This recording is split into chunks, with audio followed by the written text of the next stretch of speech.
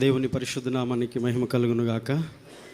మరి సమయంలో క్రీస్తు నామములో మీ అందరికీ కూడా వందనాలు తెలియజేస్తున్నాను.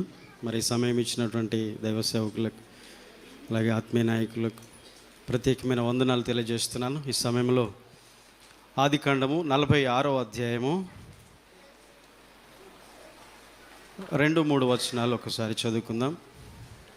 ఆదికాండం 46వ అధ్యాయము 2, 3, 4 వచనాలు కూడా. అప్పుడు రాత్రి దర్శనములందు దేవుడు యాకోబు యాకోబు అని ఇశ్రాయేలును పిలిచెను. అందుకతడు చిత్తము ప్రభువా అనెను. ఆయన, నేనే దేవుడను, నీ తండ్రి దేవుడను. ఐగుప్తునకు వెళ్ళుటకు భయపడకుము, అక్కడ నిన్ను గొప్ప జనముగా చేసేదను. నేను ఐగుప్తునకు నీతో కూడా వచ్చేదను. అంతేకాదు, నేను నిశ్చయముగా నిన్ను తిరిగి తీసుకొని వచ్చేదను. యోసేపు నీ కన్నుల మీద తన చెయ్యి ఉంచునని సెలవీయగా. ఈ సందర్భం మనకు చాలా సుపరిచితమైనటువంటి వాక్య భాగమే. ఆయనను మరి మనం చదివినటువంటి ఈ వచనాల్లోంచి దేవుడు యాకోబుతో పలికినటువంటి మాటలు 7 మాటలు ఇందులో ఉన్నాయి. 2 వచనాల్లో ఇందులోంచి నా హృదయానికి తాకిన విషయాలు నేను ధ్యానిస్తున్నప్పుడు ఆ విషయాలను నేను మీతో పంచుకోవాలని ఆశపడుతున్నాను. యాకోబు మరి ఐగుప్తుకు వెళ్ళాల్సినటువంటి పరిస్థితి ఏర్పడింది. ఈ సందర్భం మనం గమనించినట్లయితే ఈ 45వ అధ్యాయం చివరి వచనాల్లో ఉంటుంది. యోసేపు ఆల్రెడీ ఐగుప్తుకు వెళ్ళాడు, ఐగుప్తుకు అమ్మివేయబడ్డాడు. కొంతకాలమైన తర్వాత యోసేపు జీవితంలో దేవుడు కార్యం చేసి యోసేపును ప్రధానిగా లేక ఐగుప్తుకు ప్రధానమంత్రిగా చేశాడు. ఆ తర్వాత తన సహోదరులు పరిచయం అయ్యారు, ఆహారం కొరకు వచ్చారు. రెండవసారి వచ్చినప్పుడు తన తండ్రిని గురించిన విషయం తెలుసుకొని సహోదరులు తనను పరిచయం చేసుకొని యాకోబును కూడా అక్కడికి పిలువనప్పించాడు. ఆ సందర్భము 45వ అధ్యాయం చివరి వచనాల్లో ఉంటుంది. ఆ తర్వాత యాకోబు ఇప్పుడు ఐగుప్తుకు వస్తున్నాడు. యాకోబుకు ఐగుప్తుకు వచ్చేటువంటి ఆ సందర్భంలో ఒకవైపు సంతోషం ఉంది. ఏంటి ఆ సంతోషము? ఎన్నో సంవత్సరాలుగా చనిపోయాడు అనుకున్నటువంటి తన కుమారుడు యోసేపు బ్రతికున్నాడనే సంతోషం. మరి రెండవ విషయం ఏంటంటే, యాకోబుకు ఈ ఐగుప్తుకు వెళ్ళాలంటే ఒకవైపు మనసులో కలవరం ఉంది. అంటే ఒకవైపు సంతోషాలు ఉన్నాయి, రెండో వైపు సమస్యలు కూడా ఉన్నాయి. ఇలాంటి పరిస్థితుల్లో బెయేర్షెబా వరకు వచ్చి యాకోబు ఆ రాత్రి దేవునికి బలులు అర్పిస్తాడు, ప్రార్థన చేస్తాడు. దేవుడు దర్శనంలో మాట్లాడి, యాకోబు యాకోబు, ఐగుప్తుకు వెళ్ళుటకు నీవు భయపడొద్దు అని చెప్పిన మాటలు. ఇప్పుడు 3-4 వచనాల్లో ఉన్నటువంటి ఆ విషయాలను ఒకసారి చదువుకుందాం. మొదటిది, నేనే దేవుడను అంటున్నాడు. నేనే దేవుడను అంటే దేవుడు తన్ను గురించి మరొకసారి యాకోబుకు తను తాను ప్రత్యక్షపరుచుకుంటున్నాడు, పరిచయం చేసుకుంటున్నాడు. ఇంకా యాకోబుతో చెప్తున్న విషయం ఏంటంటే, నేను నీ సృష్టికర్తను, నిన్ను సృజించిన వాడను, నిన్ను గురించి నేను ఎరుగుదును అన్న విషయాన్ని యాకోబుతో దేవుడు చెబుతున్నాడు. రెండవ మాట ఏంటంటే, నేను నీ తండ్రి దేవుడును అని చెప్తున్నాడు. నీ తండ్రి దేవుడును అంటే సడన్గా తండ్రిని గురించి ఎందుకు మాట్లాడుతున్నాడు అంటే, యాకోబు యొక్క తండ్రి ఇసాకు కానీ అబ్రహాము కానీ దేవునితో లేక దేవుడు వారితో ఉన్న పరిచయాన్ని, లేకపోతే తండ్రితో తనకు ఉన్నటువంటి సంబంధాన్ని, నీ తండ్రికి తోడైనాను, నీ తండ్రి స్నేహితుడను, నీ తండ్రిని నేను బలపరిచిన వాడిని, సహాయం చేసిన వాడిని అని చెప్తూ ఆ విషయాన్ని జ్ఞాపకం చేస్తున్నాడు. ఇందులోంచి మనం నేర్చుకునే విషయం ఏంటంటే, యాకోబుతో తన కుటుంబంతో దేవునికి ఉన్నటువంటి ఒక స్నేహపూర్వకమైనటువంటి సంబంధాన్ని గుర్తు చేస్తున్నాడన్న విషయాన్ని మనం గమనించాలి. స్నేహపూర్వకమైన సంబంధం అంటే, నేను నీ సృష్టికర్తను మాత్రమే కాదు, నేను సృజించిన వాడను మాత్రమే కాదు, నేను నీ కుటుంబ దేవుడును, నీ ఫ్యామిలీ గాడ్, నేను నీ కుటుంబానికి కూడా నేను దేవుడును అని నీ తండ్రి దేవుడునని చెప్పడంలో ఉద్దేశం. ఎవరైనా ఒక వ్యక్తి మనకు పరిచయం ఉండి క్లోజ్గా ఉండి మనకు ఎవరైనా హెల్ప్ చేస్తున్నప్పుడు ఆ వ్యక్తిని గురించి మనం ఆలోచిస్తూ ఆ వ్యక్తి మనతో చెప్తున్న విషయాలు ఆలోచిస్తున్నప్పుడు సడన్గా ఇదిగో మీ డాడీ నాకు తెలుసు, మీ డాడీతో నాకున్న పరిచయం ఇది, సంబంధం ఇది అని చెప్తున్నప్పుడు ఒక భరోసా అనేది, ధైర్యం అనేది మనకి ఏర్పడుతుంది. యాకోబు భయపడుతున్న సందర్భం అది. యాకోబు ఐగుప్తుకు వెళ్ళాలంటే తను ఒక రకమైనటువంటి కలవరంతో ఉన్నటువంటి పరిస్థితి కనుక దేవుడు తను తాను పరిచయం చేసుకున్నాడు. రెండవది, తన కుటుంబంతో తనకున్న సంబంధాన్ని కూడా యాకోబుకు చెప్తా ఉన్నాడు. మూడవ మాట, ఐగుప్తునకు వెళ్ళుటకు భయపడుకోమని చెప్తున్నాడు. 7 మాటలు యాకోబుతో 7 మాటలు అనే దాంట్లో మూడవది, యాకోబు ఐగుప్తు వెళ్ళడానికి భయపడుతున్నాడు. ఇది అసలు విషయం. కాబట్టి దేవుడు యాకోబుతో చెప్తున్న మాట ఏంటంటే, భయపడకుము అని చెప్పాడు. యాకోబు యాకోబు అని 2 సార్లు పిలిచి భయపడుకోమని చెప్తున్నాడు. ఇప్పుడు సమస్య అలాగే ఉన్నా భయపడొద్దు అంటున్నాడు. అంటే భయము మనలో ఉన్నప్పటికీ కూడా దేవుడు ధైర్యాన్ని నింపుతాడు. అంటే సమస్యల్లో మనం ఉన్న సమస్యలు పూర్తిగా తొలగిపోవు, కానీ సమస్యలను జయించే సామర్థ్యాన్ని కూడా దేవుడు ఇస్తాడన్న విషయాన్ని మనము దీనిలోంచి మనం నేర్చుకోవచ్చు. ఇప్పుడు యాకోబు ఐగుప్తు వెళ్ళడానికి భయపడుతున్నాడంటే కొత్త ప్రదేశం, కొత్త దేశం, కొత్త మార్గం, కొత్త పరిస్థితి. ఒక విషయంగా చెప్పాలంటే భయముతో కూడిన మార్గం. ఇప్పుడు మన జీవితాలను కూడా దీన్ని అన్వయించుకున్నట్లయితే మన ముందున్నటువంటి పరిస్థితులు కొత్తవే. అన్ఎక్స్పెక్టెడ్గా కొన్ని సమస్యలు, అన్ఎక్స్పెక్టెడ్గా కొన్ని సంఘటనలు జరుగుతూ ఉంటాయి. వాటిని బట్టి మన ముందున్నటువంటి పరిస్థితులను బట్టి మనము కూడా భయపడే పరిస్థితి వస్తుంది. కానీ దేవుడు ముందే చెప్పాడు, భయపడకుము అని. హల్లెలూయా. తర్వాత మూడో విషయాన్ని మనం గమనించినట్లయితే అక్కడ నిన్ను గొప్ప జనముగా చేసేదనన్నాడు. ఓకే, 3వ వచనంలో ఉంటుంది, నేనే దేవుడను, నీ తండ్రి దేవుడను, ఐగుప్తుకు వెళ్ళుటకు భయపడకము. తర్వాత 4వది, అక్కడ నిన్ను గొప్ప జనముగా చేసేదను అన్నాడు. ఒకసారి ఆలోచించండి, ఐగుప్తుకు వెళ్ళుటకు భయపడొద్దని చెప్పాడు, అక్కడ నిన్ను గొప్ప జనముగా చేస్తానని. అంటే వాగ్దాన దేశంలోనా? కాదు. కానాను దేశంలోనే కాదు, కానీ ఐగుప్తు దేశంలో గొప్పవాడిగా చేస్తానన్నాడు. అంటే అది కష్టమైన స్థలమే, కానీ అదే అభివృద్ధి స్థలం.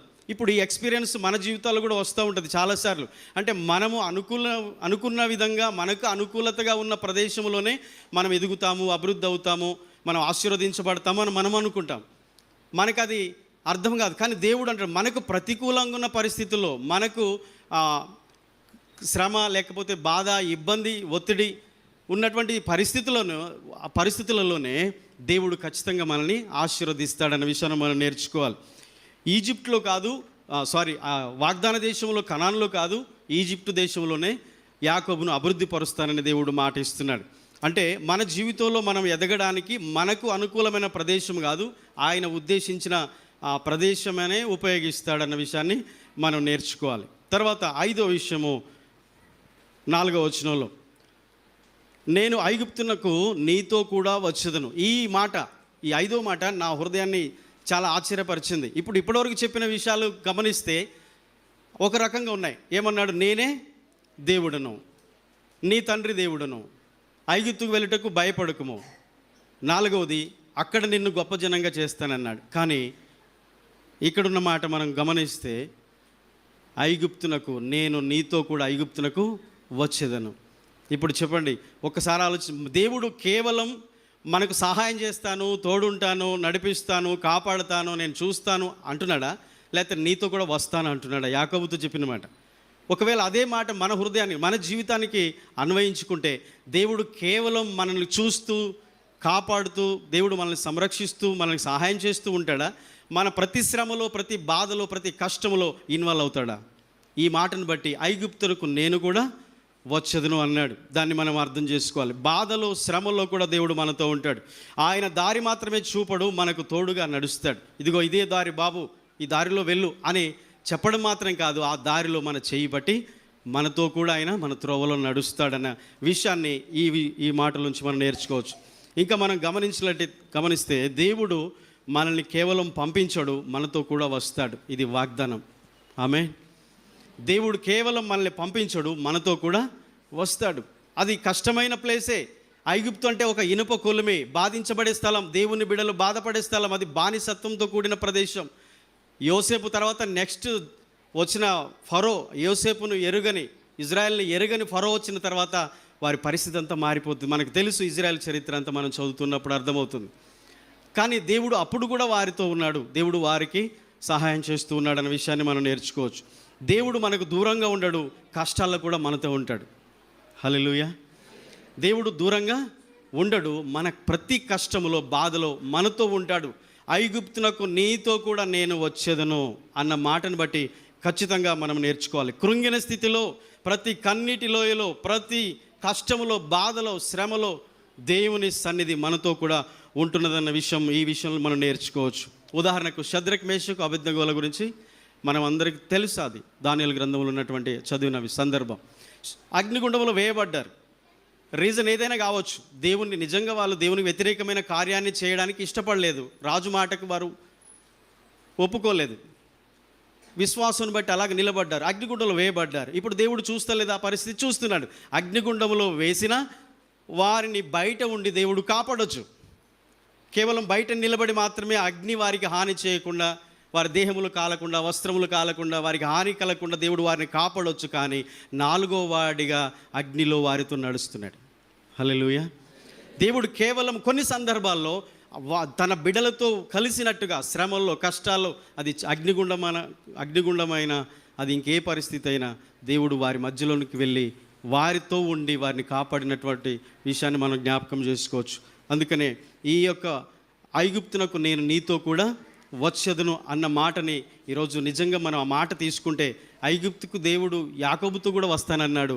మరి మనకు తోడుగా రాడా? ప్రతి పరిస్థితుల్లో దేవుడు మనతో ఉంటాడు, ఖచ్చితంగా ఉంటాడు. ఆ విషయాన్ని బట్టి మనం ధైర్యం తెచ్చుకోవాలి. 6వది, నేను నిశ్చయంగా తిరిగి తీసుకుని వచ్చేదను. అంటే దేవుడు తాత్కాలికంగా పోనిస్తాడు కానీ అక్కడే వదిలేయడు. ఇప్పుడు తెలుసో తెలియకో కొన్నిసార్లు పొరపాట్లు జరుగుతాయి, కొన్ని కష్టాలు, శోధనలు మనం కొని తెచ్చుకుంటాం. అన్ని దేవుడు అనుమతించాడు, దేవుడు నాకు ఇలా చేశాడని మనం చెప్పడానికి లేదు. కొన్నిసార్లు మన పరిస్థితులను బట్టి, కొన్నిసార్లు అజ్ఞానమును బట్టి కూడా కష్టాలకు వెళ్తాం, శ్రమలకు వెళ్తాం. కానీ మనం చేసిన పొరపాట్ల వలన మనం తెచ్చుకున్న కష్టాలు, శోధనలు అయినా సరే దేవుడు అందులోనే ఉంచాడు.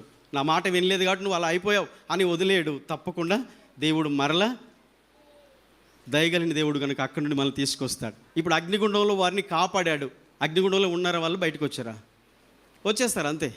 ఖచ్చితంగా దేవుడు అట్టి కార్యాన్ని మన జీవితంలో కూడా చేస్తాడు. ఇప్పుడు వాగ్దాన కాలం సమీపించిన తర్వాత ఆ కొలది ప్రజలు బానిసత్వంలో ఒత్తిడికి లోనైపోయి కొంతకాలం బాధ అనుభవించారు. కానీ దేవుడు జ్ఞాపకం చేసుకొని మరలా వారిని ఐగుప్తు నుంచి బయటికి తీసుకొచ్చాడు. యాకోబుతో అదే చెప్పాడు, మరలా నిశ్చయముగా నేను అక్కడి నుండి తిరిగి తీసుకొని వస్తానన్నాడు. ఖచ్చితంగా తీసుకొని వచ్చాడు. ఈ విషయాలన్నీ కూడా మనము ఇందులోంచి మనం నేర్చుకున్నాం. చివరి మాట చూడండి, దేవుడు మనతో ఉంటాడన్న విషయం నేర్చుకున్నాం. కష్టాలు మనకు ముగింపు కాదు, అవి దేవుని ప్రణాళికలో భాగమన్న విషయాన్ని మనం గుర్తు చేసుకోవాలి. ప్రతి ఈజిప్ట్ తర్వాత ఒక వాగ్దాన దేశం ఉంటుంది. ప్రతి కష్టం తర్వాత సంతోషం అనేది వస్తుంది. ప్రతి బాధ, కృంగుదల, నిరుత్సాహము, దుఃఖము, వేదన, వీటన్నిటి తర్వాత సంతోషం, ఆనందం తప్పకుండా వస్తుంది. దేవుడు తన బిడ్డల్ని ఎప్పుడు విడిచిపెట్టి పోడు. ఆయన పోలేదు, ఇక ఎప్పుడు కూడా పోడు. తప్పకుండా వారిని కాపాడుతాడు. దేవుడు మనలను బాధలోంచి విడిపించి తన ఉన్నతమైన ఉద్దేశాలకి తీసుకుని వస్తాడు. చివరిది 7వది చూడండి, యోసేపు నీ కన్నుల మీద తన చెయ్యి ఉంచుతాడని చెప్పాడు. దీని ఒక విషయం మనం నేర్చుకునేది అంటే, యోసేపును కోల్పోయానన్న బాధ ఎంతో కాలం యాకోబు జీవితంలో ఉంది. కానీ యోసేపు బ్రతికున్నాడు, నేను కనులారా ఈరోజు ఆయన్ని ఇప్పుడు నేను ఈ సమయంలో చూడబోతున్నాను ఒక ఆనందంతో వస్తున్నాడు. అయితే యాకోబు యొక్క ముగింపు బాధతో ముగించబడలేదన్న విషయాన్ని జ్ఞాపకం చేసుకోవాలి. యోసేపు తన కనుల మీద చెయ్యి ఉంచుతాడు అన్న విషయాన్ని యాకోబుతో దేవుడు చెప్పాడంటే, దేవుడు మన చివరి క్షణాన్ని కూడా శాంతితో, ఆనందంతో, లేక నెమ్మదితో ముగిస్తాడు అన్న విషయాన్ని మనం గుర్తు చేసుకోవాలి. ఒక ఉదాహరణ, మన జీవితం అంట ఒక రైలు ప్రయాణంలో ప్రయాణించినట్టుగా ఉంటుంది. మనం కేవలం బోగిలో కూర్చున్నాం, రైలు డబ్బాలో కూర్చున్నాం. కానీ దేవుడు పట్టాల ముందుగానే వేశాడు. యోసేపు ఎన్నో సంవత్సరాల ముందు ఐగుప్తుకు వెళ్ళాడు. యాకోబు జీవితంలో ఒక బాధగా, అదొక మైలురాయిగా, దుఃఖంగా మిగిలిపోయింది. కానీ దేవుని ప్రణాళిక ఏంటి? యోసేపు ముందుగా వెళ్ళాడు, ఇప్పుడు యాకోబు వెళ్తున్నాడు. మన జీవితంలో వచ్చే ప్రతిది కూడా రోమా 8:28 ఉంది కదా, మేలు కలుగుటకే తన సంకల్పము చొప్పున పిలువబడిన వారికి, దేవుణ్ణి ప్రేమించు వారికి మేలు కలుగుటకే సమస్తం సమకూడి జరుగుతూ ఉన్నాయి. కనుక దేవునికి తెలియకుండా ఏది జరగట్లేదు, ప్రతిదీ ఆయనకు తెలుసు. ఈరోజు యాకోబుతో చెప్పిన మాట ఈరోజు మనందరితో దేవుడు చెప్తున్నాడు. 7 మాటలు, నేనే దేవుడను, నీ తండ్రి దేవుడను, ఐగుప్తు వెళ్ళుటకు భయపడకము, అక్కడ నిన్ను గొప్ప జనముగా చేసేదను. అంత మాత్రమే కాదు, నీతో కూడా ఐగుప్తునకు నేను వచ్చేదను, నిత్యముగా మరలా అక్కడి నిన్ను తిరిగి తీసుకొని వచ్చేదను. యోసేపు నీ కనుల మీద తన చెయ్యి ఉంచుతాడు. దేవుడి మాటలు దీవించును గాక. ప్రార్థన చేసుకుందాం, తల్లు ఉంచుతాం, కళ్ళు మూసుకుందాం. ప్రేమ కలిగిన మా తండ్రి, పరిశుద్ధుడైన మా దేవా, మీకు స్తోత్రాలు. యాకోబుతో మీరు మాట్లాడినారు, భయపడిన పరిస్థితుల్లో, కొత్త మార్గం, కొత్త ప్రదేశం, దేవా, తెలియని పరిస్థితులు, అన్ఎక్స్పెక్టెడ్గా వచ్చే కష్టాలు, మా ముందున్న సమస్యలు, అది ఏదైనా సరే మాకు కొత్తదే. కలవరం, భయం, కొన్నిసార్లు ఆందోళన కలిగిస్తూ ఉంటాయి.